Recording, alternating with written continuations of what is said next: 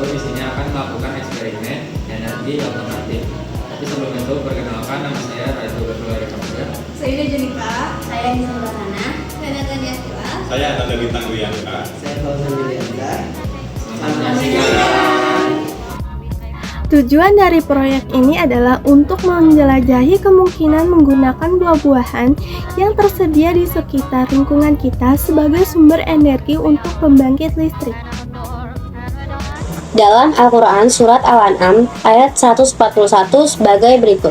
Bismillahirrahmanirrahim. Wa huwal ladzi ansha'a jannatin ma'rusyatin wa ghairu ma'rusyatin wan nakhla waz-zar'a mukhtalifan ukuluhu waz-zaytuna war-rumman mutasyabihan wa ghairu mutasyabihi kulu min thamarihi idza athmara atu haqqahu yawma hasadi wala tusrifu innahu la tuhibbul musrifin, yang artinya, dan dialah yang menjadikan kebun-kebun yang beriringan dan tidak yang beriringan, dan pohon-pohon yang dituai dengan pohon kurma dan pohon anggur, dan segala macam buah-buahan. Jelaskanlah bagaimana Allah menggambarkan tanda-tanda kebesarannya itu kepada manusia agar mereka selalu ingat. Hubungannya surat Al-An'am ayat 141 dengan energi alternatif. Dalam surat Al-An'am ayat 141, Allah menjelaskan bahwa dialah yang menciptakan berbagai macam tumbuhan seperti kebun-kebun, kurma, zaitun, dan delima yang masing-masing memiliki manfaat yang berbeda.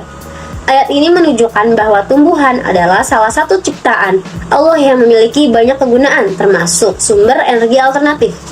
Dalam ilmu kimia, tumbuhan dapat diolah menjadi bioenergi, seperti bioetanol atau biogas, yang merupakan energi ramah lingkungan dan dapat diperbarui. Hal ini menunjukkan betapa Allah telah menyediakan sumber daya alam yang bisa dimanfaatkan manusia untuk kebaikan, sekaligus mengajarkan pentingnya menjaga dan memanfaatkan ciptaannya secara bijak.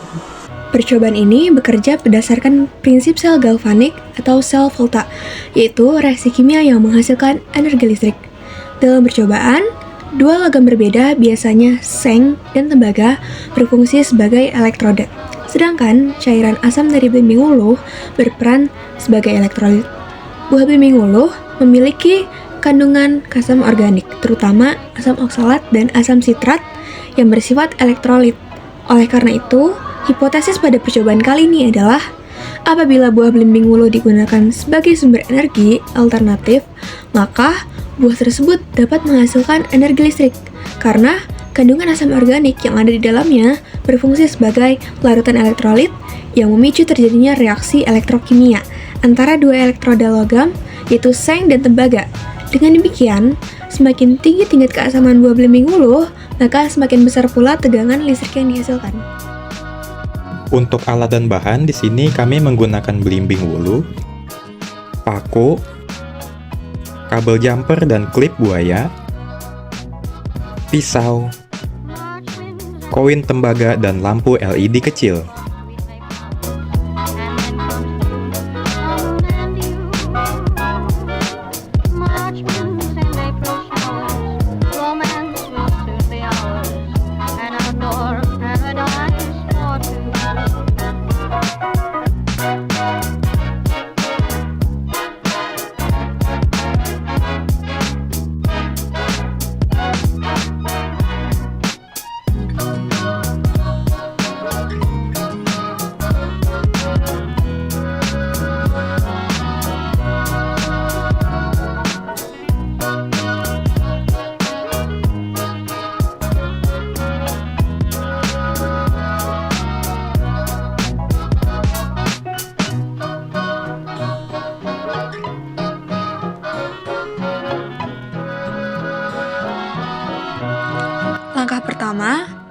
Tancapkan koin tembaga ke salah satu bagian buah yang sudah disayat. Lalu, bagian buah sebelahnya ditancapkan paku galvani atau paku seng.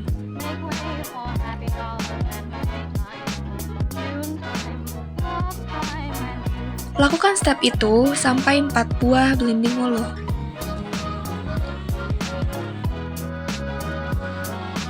Selanjutnya, hubungkan setiap buah dengan kabel secara seri menggunakan kabel penjepit buaya. Jepit kabel pada koin tembaga atau kutub positif di buah pertama, lalu jepitkan ujung kabel yang lain pada paku seng atau kutub negatif di buah kedua.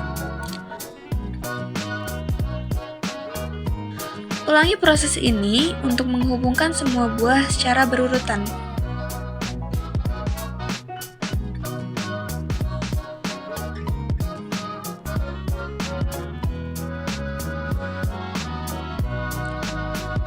Terakhir, hubungkan kedua ujung kabel yang tersisa ke kaki lampu LED.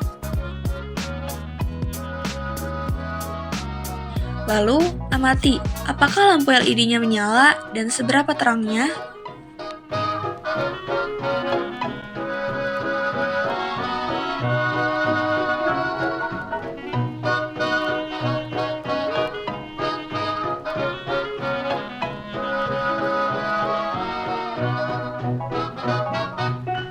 March winds and April showers make way for sweet flowers, and then comes June unending. March winds and April showers, romance will soon be ours, an outdoor paradise for two.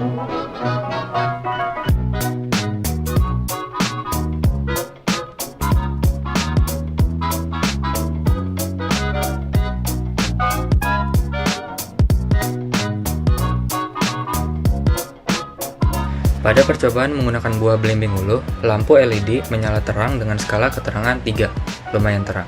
Hal ini menunjukkan bahwa buah belimbing wuluh mampu menghasilkan energi listrik yang cukup besar untuk menyalakan LED dengan cahaya yang jelas dan stabil.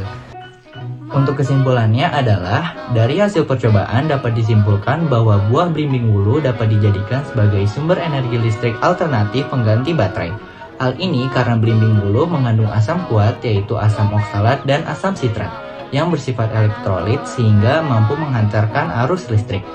Ketika reaksi kimia antara asam dan belimbing wuluh dengan logam yang berfungsi sebagai anoda dan katoda, maka timbul aliran elektron yang menghasilkan energi listrik.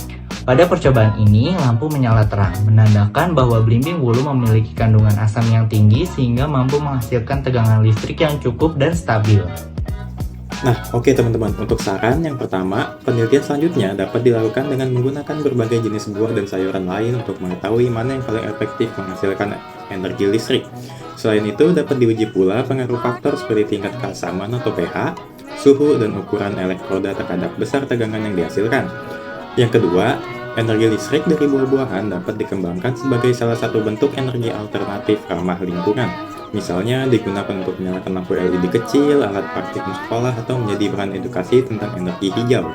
Dalam skala lebih luas, penelitian ini dapat menginspirasi pengembangan sumber energi terbarukan dari bahan organik untuk mengurangi ketergantungan pada energi fosil. Sekian eksperimen dari kelompok kami, kurang lebihnya mohon maaf. Wassalamualaikum warahmatullahi wabarakatuh.